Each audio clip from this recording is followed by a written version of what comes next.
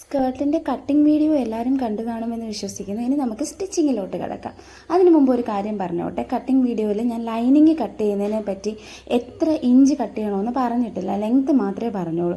ശരിക്കും പറഞ്ഞാൽ ഞാൻ ചെയ്യുന്നത് എന്താണെന്ന് വെച്ചാൽ നമ്മുടെ സ്കേർട്ടിൻ്റെ ഹിപ്പ് സൈസ് ഇല്ലേ, അതിനേക്കാളും ഒരു 7 ഇഞ്ച് എക്സ്ട്രാ എടുക്കും. നമുക്ക് സ്കേർട്ട് പോലെ ഇത്രയും വ്യക്തമായ പ്ലീറ്റിൻ്റെ ആവശ്യമില്ലല്ലോ, അതുകൊണ്ട് നമുക്ക് ഇഷ്ടമുള്ള രീതിയിൽ പ്ലീറ്റ് ഇടാം. അത് സ്റ്റിച്ചിങ് വീഡിയോയിൽ സ്റ്റിച്ച് ചെയ്യുമ്പോൾ ഞാൻ കാണിച്ചു തരാം. സ്കേർട്ടിൻ്റെ സ്റ്റിച്ചിങ് വളരെ സിമ്പിളാട്ടോ.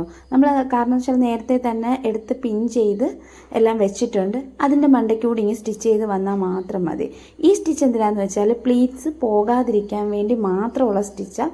നല്ല എക്സ്പേർട്ടൊക്കെ ആയി കഴിയുമ്പോഴത്തേക്ക് ഈ ഒരു സ്റ്റിച്ചിൻ്റെ ആവശ്യമൊന്നുമില്ല. നമുക്ക് ഡയറക്റ്റ് തന്നെ ലൈനിങ് അറ്റാച്ച് ചെയ്യാൻ പറ്റും. നമ്മൾ തുടക്കക്കാരെപ്പോഴും ഈ ഒരു സ്റ്റിച്ച് ഇട്ടതിന് ശേഷം മാത്രമേ നമ്മൾ ലൈനിങ്ങും ഒക്കെ അറ്റാച്ച് ചെയ്യാവുള്ളൂ. നമ്മൾ പ്ലീറ്റ്സിൽ നിന്ന് മൊട്ടിപ്പിന്നെല്ലാം എടുത്ത് മാറ്റി നമ്മളൊരു ഒറ്റ സ്റ്റിച്ചിങ് കൊടുത്തെടുത്തിട്ടുണ്ട് കേട്ടോ. ഇനി നമുക്ക് ലൈനിങ് അറ്റാച്ച് ചെയ്യാം. ലൈനിങ് അറ്റാച്ച് ചെയ്യുന്നതിന് മുമ്പ് ഈ അടിവശമുണ്ടല്ലോ, അടിവശം നമ്മൾ കട്ട് ചെയ്ത ഭാഗമായിരിക്കും, അതൊന്ന് മടക്കി അടിക്കണം. ആദ്യം ഒന്ന് മടക്കി പിന്നെ വീണ്ടും ഒന്നുകൂടെ ഒന്ന് മടക്കി നമുക്ക് അടിച്ചിങ്ങി വരാം സ്ട്രെയിറ്റ് ആയിട്ട്. ഇനി നമുക്ക് സ്കേർട്ടിൻ്റെ മേലെ ലൈനിങ് അറ്റാച്ച് ചെയ്യാം. അത് ചെയ്യുന്നതെന്ന് വെച്ചാൽ സ്കേർട്ടിൻ്റെ ചീത്ത വശമില്ലേ, അകത്ത് പോകുന്ന വശത്തിലായിരിക്കണം ലൈനിങ് അറ്റാച്ച് ചെയ്യേണ്ടത്. ലൈനിങ്ങിന് പ്ലേറ്റ്സ് ഇടുന്നതിന് കറക്റ്റായിട്ട് നമ്മൾ സ്കേർട്ടിന് ഇട്ട പോലെ 1 ഇഞ്ച് വീതിയിൽ ഫുൾ ഇടുകയൊന്നും വേണ്ട. ജസ്റ്റ് അവിടെ ഇവിടെ ഇട്ടിട്ടിങ്ങി വരാം. ദേ നമ്മുടെ ഇതെല്ലാം ലൈനിങ്ങും ക്ലോത്ത് തുണിയും കൂടെ നമ്മൾ ഇതിൻ്റെ അടിച്ചിട്ടുണ്ട് കേട്ടോ. ഈ നല്ല വശത്തിൻ്റെ 2 അറ്റങ്ങൾ ഇങ്ങനെ ചേർത്ത് പിടിക്കണം. കണ്ടോ?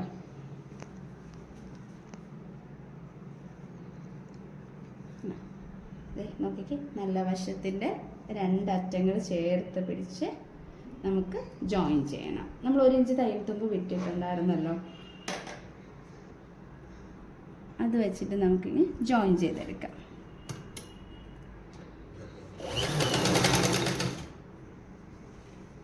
ഏതൊരു കാര്യം ചെയ്യുമ്പോഴും ലോക്ക് ഇടാൻ മറക്കല്ല കേട്ടോ. ആദ്യമേ തന്നെ അങ്ങ് ലോക്ക് ഇട്ട് വെക്കണം. ഇതേണ്ടേ നമ്മുടെ ലൈനിങ് തുണി, നമ്മുടെ നല്ല തുണിയും പിന്നെ ഇതിൻ്റെ അപ്പുറത്തെ സൈഡിലെ നല്ല തുണിയും ലൈനിങ് തുണി ഇത്രയും കൂടെ ചേർത്ത് വെച്ച് വേണം തയ്ച്ചു വരാൻ. പാവാട ജോയിൻ ചെയ്തെടുത്തിട്ടുണ്ട്. ഇനി നമുക്ക് ചെയ്യേണ്ടതെന്ന് വെച്ചാൽ നമ്മളെടുത്ത അരപ്പട്ടയില്ലേ, നമ്മൾ ആദ്യം മുറിച്ച് വെച്ച സംഭവമല്ലേ അരപ്പട്ട, ആ അരപ്പട്ടയുടെ 2 സൈഡിൽ ജസ്റ്റ് ഒരു വട്ടം ഒന്ന് മടക്കി എടുത്താൽ മതി കേട്ടോ.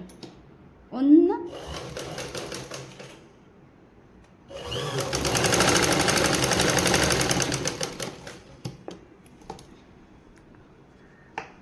ഇരുവശവും ഒന്ന് മടക്കി അടിക്കണം.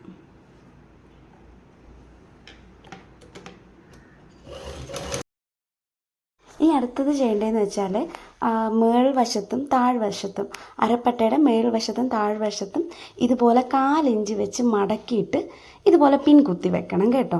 അതെന്തിനാന്ന് വെച്ചാൽ നമുക്ക് സ്കേർട്ടിൽ അരപ്പട്ട ജോയിൻ ചെയ്യാൻ വേണ്ടിയിട്ടാണ്. ഇനി നമ്മുടെ സ്കേർട്ട് എടുക്കാം. സ്കേർട്ട് എടുത്തിട്ട് സ്കേർട്ടിൻ്റെ സൈഡ് നമ്മൾ ജോയിൻ ചെയ്ത വശമില്ലേ, ആ വശത്തോട്ട് ഈ അരപ്പട്ടയുടെ എൻഡ് ഭാഗം വെക്കണം.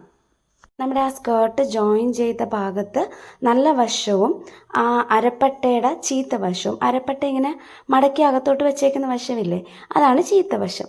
ആ 2 വശങ്ങളും കൂടെ എന്ത് ചെയ്യുക, ജോയിൻ ചെയ്തിട്ട് ഒരു സേഫ്റ്റി പിന്നെടുത്ത് കുത്തി വെക്കുക.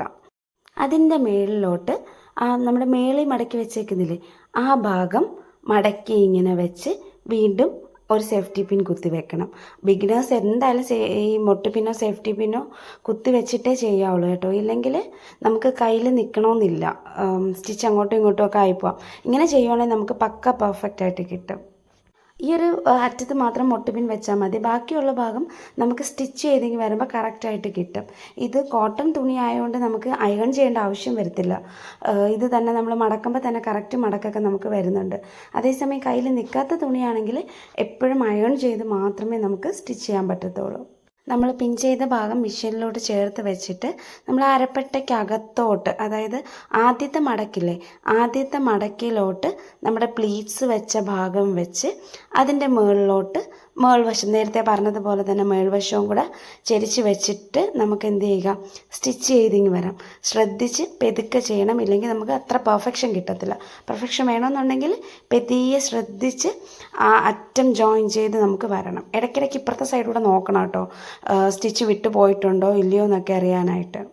അതുപോലെ തന്നെ നമുക്ക് സ്കേർട്ട് ഫുൾ റൗണ്ട് ചെയ്ത് സ്റ്റിച്ച് ചെയ്തെടുക്കാം. സ്കേർട്ടിൻ്റെ പരിപാടി ഏകദേശം കഴിഞ്ഞു കേട്ടോ.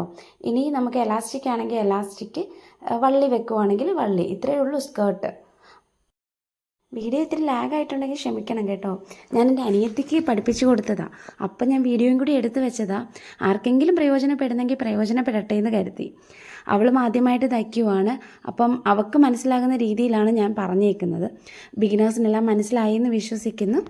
അപ്പോൾ എല്ലാവരും ഇത് ട്രൈ ചെയ്ത് നോക്കണം കേട്ടോ. പക്ഷെ നല്ല ഭംഗിയുണ്ട്, എനിക്ക് പറയാൻ വാക്കുകളില്ല. ഞാൻ എൻ്റെ കൈ കൊണ്ട് തയ്ച്ചപ്പോൾ തന്നെ എനിക്ക് മനസ്സിൽ ഭയങ്കര സംതൃപ്തിയാണ്. നമുക്ക് പെൺകുഞ്ഞുങ്ങളുണ്ടെങ്കിൽ നമ്മുടെ കൈ കൊണ്ട് തന്നെ തയ്ച്ച് അത് അവർക്ക് ഇട്ടുകൊടുത്ത് അവരിങ്ങനെ ഓടിയൊക്കെ നടക്കുന്നത് കാണാൻ തന്നെ നല്ല രസമല്ലേ. അപ്പോൾ എല്ലാവരും ട്രൈ ചെയ്യണം. ഇനി ഇതിൻ്റെ ടോപ്പിൻ്റെ വീഡിയോ ഞങ്ങൾ അടുത്ത പാർട്ടിൽ അപ്ലോഡ് ചെയ്യുന്നതായിരിക്കും. ബൈ.